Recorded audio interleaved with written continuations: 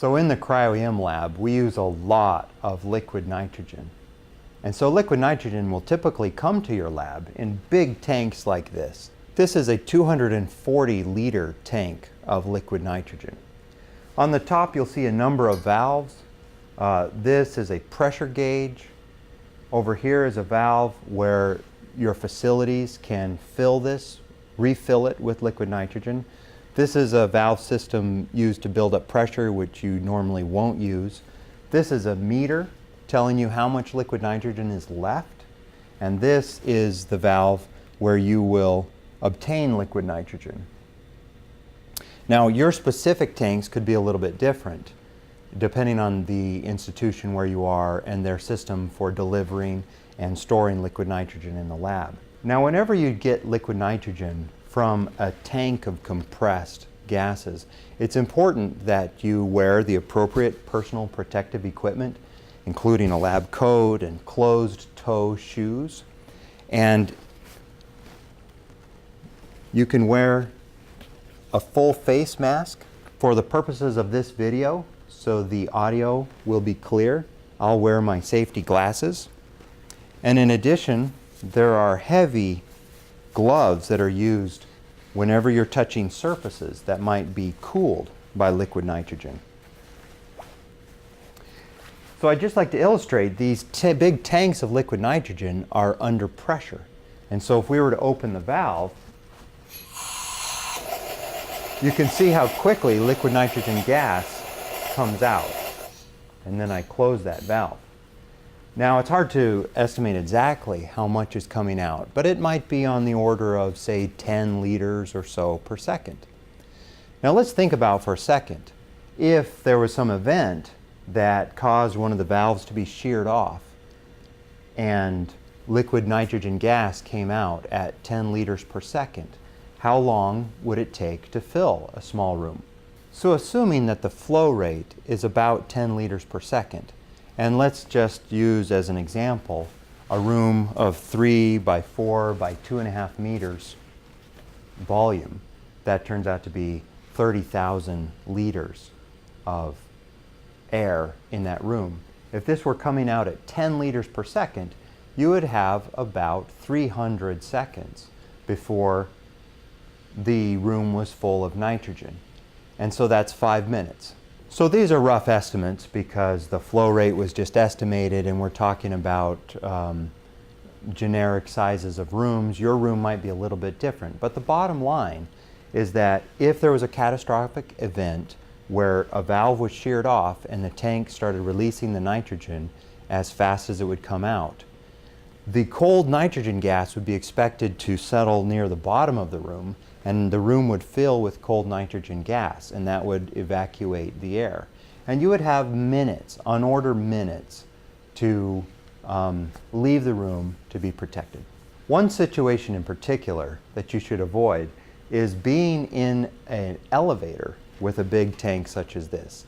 An elevator room is very small, and so if you were to accompany this between floors in an elevator and some event caused it to leak, then you could be in real danger.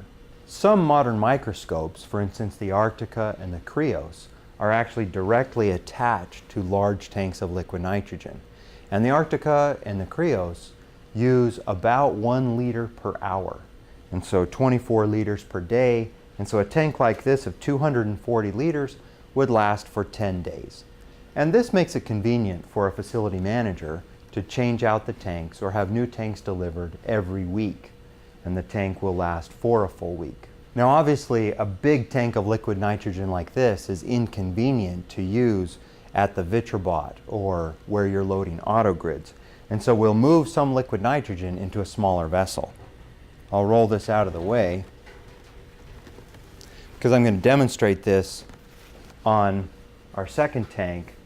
This tank is fitted with a nozzle in the out port, which we can use to fill a dewar of liquid nitrogen. So I'll put on my gloves because I'll be touching valves that could be cooled by the exiting liquid nitrogen. And in some cases they're metal valves, And these are plastic, but others are metal, and so this surface will become very cold, and you need to be able to grab it tightly and turn it on or off.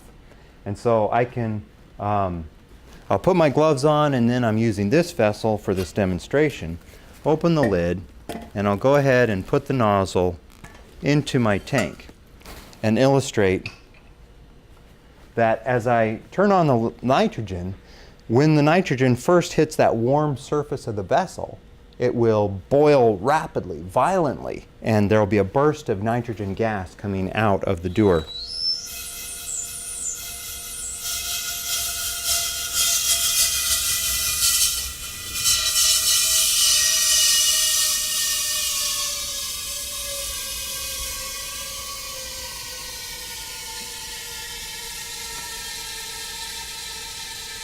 So now I'm filling my vessel with liquid nitrogen, and it boils rapidly at the beginning as the dewar itself cools off, but then it continues to evaporate substantially as it fills up. Now meanwhile, liquid nitrogen is leaving this tube, and the valve can be getting quite cold, and so that's one of the reasons that I'm wearing my glove. I'll fill my dewar with liquid nitrogen, and this can take up to a minute or so to fill, depending on how open your valve is. And then when you're done and you're ready to move it, you close this valve to stop the flow and remove the nozzle, which is now very, very cold. Do not touch that nozzle. And you put the cap on your dewar, and you can now move the liquid nitrogen to somewhere else in the lab. Now, one of the hazards that was presented in that procedure is that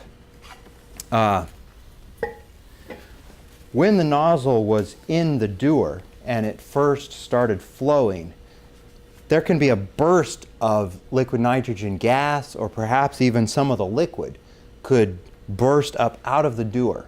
And so be careful not to have your face over that, or your hands, or something else where liquid nitrogen would be propelled up against your skin. In addition, sometimes the valves will get very cold and it'll be hard to close them. So be prepared with your gloves, and in some labs you'll even find wrenches that are quick prepared to be able to close this valve. Because if you can't close it, then obviously the liquid nitrogen will continue coming out, and then you need to mitigate that problem and maybe even evacuate. Now let me stress that the most hazardous aspect of this is not actually the liquid nitrogen or the cold nitrogen gas coming out of the dewar or the tank. It's actually the cold metal surfaces that are produced by putting some nitrogen into this other dewar. You see, our nozzle is covered with this insulator so that it's okay to touch. But you see you have frost below that, and you have a lot of frost up here on the valve. Now you might know that you just delivered some liquid nitrogen, and so you might know how cold it is at the time, but the next person might not. And if you come and you see a valve with frost on it, it might be -5 degrees or maybe -10 degrees Celsius, but it might be -180 degrees Celsius because the liquid nitrogen just passed through there. And if you were to grab it strongly for some reason, and you grabbed it and it was -180, your skin freezes to that metal, and it won't come off until it's surgically removed or it thaws. And so the most dangerous aspect of this is the very cold metal surfaces that are produced.